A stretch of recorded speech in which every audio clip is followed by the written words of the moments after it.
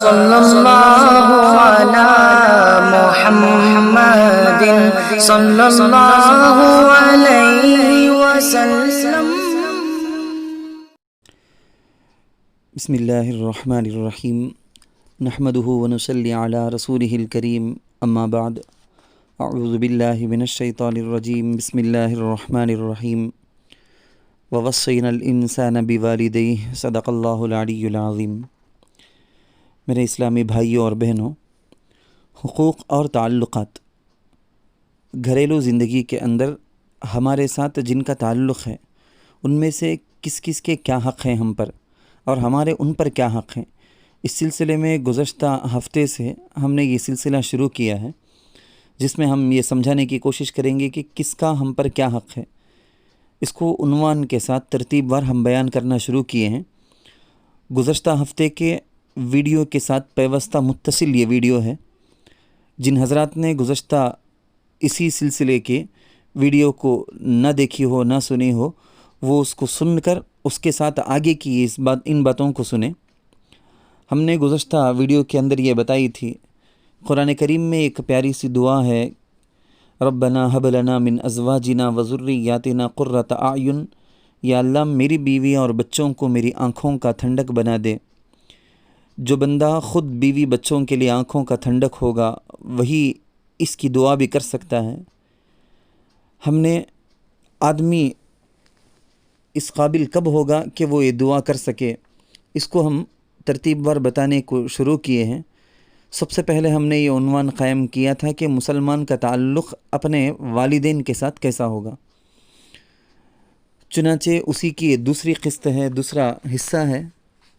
بخاری اور مسلم شریف میں ایک حدیث ہے، ایک صحابی نے رسول اللہ صلی اللہ علیہ وسلم سے پوچھا کہ میرے اچھے برتاؤ کا کون سب سے زیادہ حقدار ہے، پوری دنیا میں ایسا کون ہے کہ جس سے میں اچھا سلوک کروں، اس کا سب سے بڑا حقدار فرسٹ نمبر میں کون؟ رسول کریم صلی اللہ علیہ وسلم نے فرمایا تمہاری ماں۔ اس نے دوبارہ پوچھا، رسول اللہ کا وہی جواب تھا۔ تیسری مرتبہ پوچھا، رسول اللہ کا وہی جواب تھا۔ اس نے چوتھی مرتبہ وہی سوال کیا تو اللہ کے رسول صلی اللہ علیہ وسلم نے فرمایا تمہارا باپ۔ رسول اللہ صلی اللہ علیہ وسلم نے اس حدیث میں بتلایا کہ ماں کی خدمت اور اس کے ساتھ اچھے برتاؤ کرنا باپ پر مقدم ہے۔ صحابہ کرام رضوان اللہ علیہ مجمعین نے بھی امت مسلمہ کو یہ بات سمجھائی تھی، حتیٰ کہ ابن عباس رضی اللہ عنہما جو اس امت کے عالم اور فقیہ ہیں، انہوں نے کہا کہ ماں کے ساتھ حسن سلوک خدا سے سب سے زیادہ قریب کرنے والا عمل ہے۔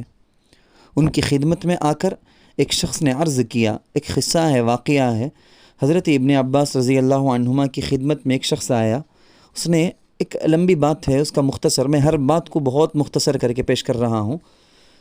اس نے کہا کہ مجھ سے ایک قتل کا معاملہ ہو گیا ہے، کیا میری توبہ قبول ہو سکتی ہے؟ حضرت ابن عباس رضی اللہ عنہما نے پوچھا کہ کیا تمہاری ماں زندہ ہے؟ اس نے کہا کہ ہاں۔ تو حضرت ابن عباس رضی اللہ عنہما نے فرمایا کہ جاؤ، جس قدر ہو سکے اللہ سے توبہ کرو اور اس سے تقرب حاصل ہونے والے اعمال کرو۔ حضرت عطا رحمۃ اللہ علیہ اس حدیث کے راوی ہیں، ابن عباس رضی اللہ عنہما کے شاگرد ہیں۔ ان کو یہ جواب سمجھ میں نہیں آیا، مجلس ختم ہو گئی، بعد میں جا کر تنہائی میں ملاقات کر کے اپنے استاذ حضرت ابن عباس سے انہوں نے سوال کیا کہ ماں کے زندہ ہونے کے بارے میں آپ نے اس سے سوال کیوں کیا تھا؟ کیا جوڑ تھا سوال سے اس کے جواب کو، آپ کو جو جواب دینا تھا اس سے اس سوال کا کیا جوڑ تھا؟ فرمایا میں نہیں جانتا کہ ماں کی خدمت اور اس سے حسن سلوک سے بڑھ کر کوئی عمل خدا سے قریب کرنے والا ہو۔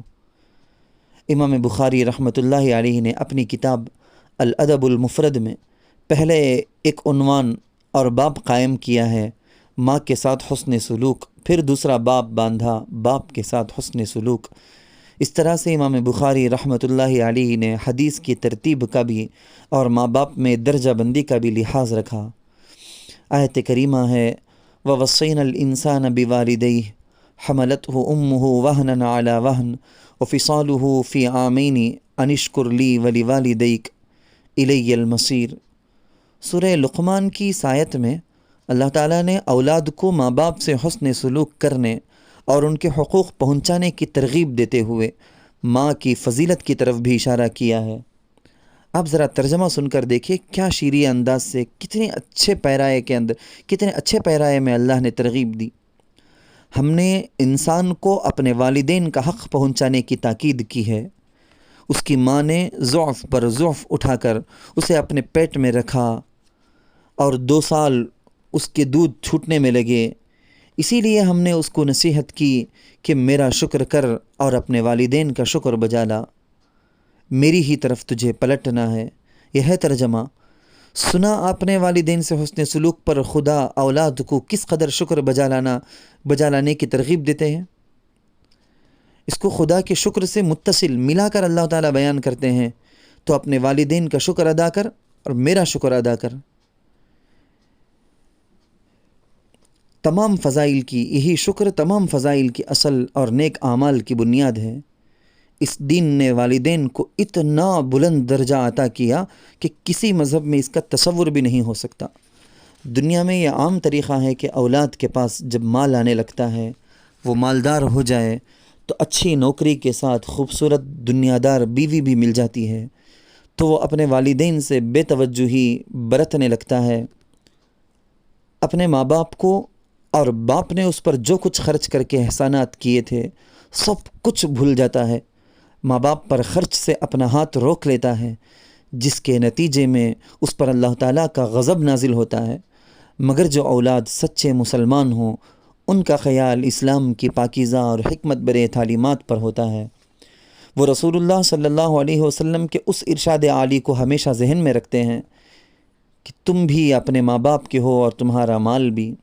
اصل میں ایک قصہ ہے، ابو داؤد شریف، مسند احمد، ابن ماجہ جیسی حدیث کی کتابوں میں ہے کہ ایک شخص رسول اللہ صلی اللہ علیہ وسلم کی خدمت میں حاضر ہوا اور عرض کیا کہ اے اللہ کے رسول، میں صاحب اولاد ہوں، میرے پاس کچھ مال ہے، میرا باپ اسے ہلاک اور ختم کرنا چاہتے ہیں، میرے والد اس کو ختم کر دینا چاہتے ہیں۔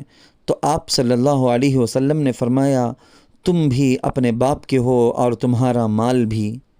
یعنی اس کا یہ مطلب ہے کہ اے اولاد، تمہارے مال میں سے ماں باپ کو جب جتنی ضرورت ہوگی اتنا وہ لے لیں گے۔ اسی طرح جس طرح آدمی اپنے مال میں سے لیتا ہے، اتنا ہی نہیں بلکہ اگر اولاد کے پاس مال نہ ہو تب بھی وہ کما کر کے اپنے ماں باپ پر خرچ کرے۔ اتنا ہی نہیں، ہمارے دین اسلام نے جو انسان کی فطرت کے موافق قوانین اور احکام کی طرف رہبری کرتا ہے، اس لیے کہ ہمارے خالق اللہ ہیں، انہی کو پتہ ہے کہ ہمارے لیے یعنی تمام انسانوں کے لیے کیا اچھا اور کیا برا ہے۔ آپ کو تعجب ہوگا اس دین اسلام میں اس بات کی بھی رہنمائی ہے کہ آدمی اپنے والدین کے دوستوں اور عزیزوں سے بھی حسن سلوک کرے۔ اس دین حنیف میں والدین کے علاوہ ان کے دوستوں، عزیزوں، رشتہ داروں سے بھی نیک سلوک کرنے کا حکم دیا ہے۔ صحیح مسلم شریف کی ایک حدیث ہے، حضرت ابن عمر رضی اللہ عنہما سے روایت ہے کہ نبی صلی اللہ علیہ وسلم نے فرمایا، سب سے بڑی نیکی یہ ہے کہ آدمی اپنے باپ کے دوستوں کے ساتھ حسن سلوک کرے۔ دوسری روایت میں ہے کہ باپ کے انتقال کے بعد ان کے دوستوں کے ساتھ صلہ رحمی اور حسن سلوک سب سے بڑی نیکی ہے۔ ایک واقعہ کتابوں میں لکھا گیا ہے، ایک سفر میں حضرت عبداللہ ابن عمر رضی اللہ عنہما کی ملاقات ایک صاحب سے ہوئی۔ راستے میں تھے، حضرت نے سواری سے اتر کر اس کا اکرام کیا، پیسے، سواری، سب کچھ کے ساتھ اس کا اکرام کیا۔ وہ چلے گئے، ان کی رخصت ہونے تک حضرت نیچے رکے رہے، پھر اپنی سواری میں بیٹھ کر تشریف رکھ کے چلنا شروع کیے۔ ساتھیوں نے کہا، حضرت اسے 2 درہم دے دیتے، یہی کافی تھا، اب تو اتنا زیادہ نوازے۔ تو حضرت عبداللہ ابن عمر رضی اللہ عنہما نے فرمایا، یہ میرے والد حضرت عمر بن خطاب رضی اللہ عنہ کے دوستوں میں سے تھے۔ نبی کا ارشاد ہے، میں نے سن رکھا ہے، اپنے باپ کے دوستوں کے ساتھ نیک سلوک کرو اور رشتوں کو نہ توڑو، ورنہ اللہ تعالیٰ تمہیں بے نور کر دے گا۔ ایک سوال اور اس کا پیارا سا جواب۔ ایک صحابی نے رسول اللہ صلی اللہ علیہ وسلم سے سوال کیا کہ کیا ایسی کوئی نیکی باقی ہے جو میں اپنے والدین کے مرنے کے بعد کروں؟ فرمایا، ہاں، ان کے مرنے کے بعد 4 چیزیں کرنے کی ہیں۔ صحابی کے سوال کا مقصد یہ تھا کہ میرے والدین کے ساتھ ان کی زندگی میں تو حسن سلوک نہ کر سکا، اب اس کی تلافی کرنا چاہتا ہوں، اس میں جو کمزوری کمی آ گئی تھی میری طرف سے اس کو ختم کرنا چاہتا ہوں، کہ اب بھی میرے لیے کوئی چانس، کوئی راستہ باقی ہے؟ تو اللہ کے رسول نے بتایا کہ 4 چیزیں ہیں ایسے کرنے کی۔ نمبر 1، ان کے لیے دعا و استغفار کرنا، ان کے لیے خوب دعائیں کرو، ان کے لیے استغفار کی دعائیں کرو۔ نمبر 2، ان کے عہد کو پورا کرنا، انہوں نے جس چیز کا وعدہ کر رکھا تھا، آپ کی والدہ نے کسی کو کچھ دینے کا وعدہ کیا تھا، آپ کے والد نے کسی کو کچھ دینے کا وعدہ کیا تھا، انہوں نے اپنی زندگی کے اندر کہہ دیا تھا کہ تمہاری لڑکی کی شادی میں مدد کروں گی، تمہارے والد نے کسی کو کہہ رکھا تھا کہ تم کو فلاں وقت میں خرچ دوں گا، تم کو فلاں وقت میں مدد کروں گا، تمہارے اپنے والدین کا کوئی بھی وعدہ ہو اس کو پورا کرنا۔ نمبر 3، ان کے دوستوں کی عزت کرنا، ان کے ساتھ احترام کے ساتھ پیش آنا، ان میں اگر کوئی ضرورت مند ہو تو ان کی احتیاج کو، ان کی ضرورت کو پوری کرنے میں کوشش کرنا، اپنے مال سے، اپنی صلاحیت سے، اپنے عقل سے جیسے ممکن ہو ان کی مدد کرنا ماں باپ کی مدد کے درجے میں ہے۔ نمبر 4، ان کے رشتوں کو جوڑنا، ایسا رشتہ جو کہ ان کے بغیر نہیں جوڑ سکتے ہیں۔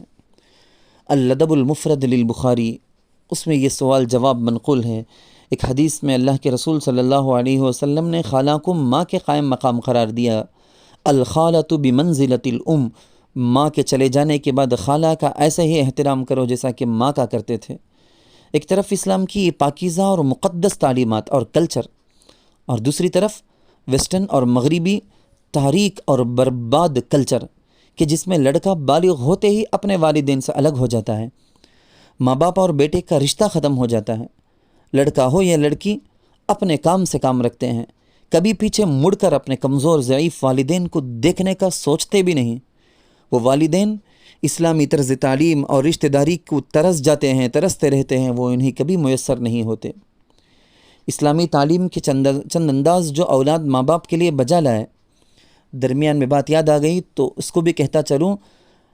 مثال کے طور پر اگر کہیں اولاد بیٹھی ہوئی ہو، ماں باپ آئیں تو احترام میں اٹھ جائیں، ان کے ہاتھوں کا بوسہ لیں، یہ جہاں جس جگہ کا عرف ہوتا ہے وہاں یہ کریں، ان کے ہاتھوں کا بوسہ لیں، ان کے سامنے ادب اور احترام کے ساتھ با ادب لہجے میں آہستہ سے ضرورت کے بقدر آواز میں بات کریں، ان کے سامنے چاہے وہ اولاد لڑکا ہو کہ لڑکی نرمی اور رحم کے ساتھ جھک جائے، زبان پر کوئی سخت یا تکلیف دینے والا لفظ تک نہ آئے، ادب و احترام کے خلاف نہ کوئی بات کرے نہ کوئی کام کرے۔ مسلمان اولاد جب اچھی چیزیں کھاتے پیتے ہیں، نعمتوں اور عیش میں رہتے ہیں تو انہیں اپنے والدین کا بھی خیال آتا ہے کہ ان تمام آسائشوں خوشحالیوں میں ان کے والدین کا بھی حصہ ہے، تو وہ ان کے لیے بھی ان تمام چیزوں کا انتظام کرتا ہے، ان کا بھی خیال رکھتا ہے۔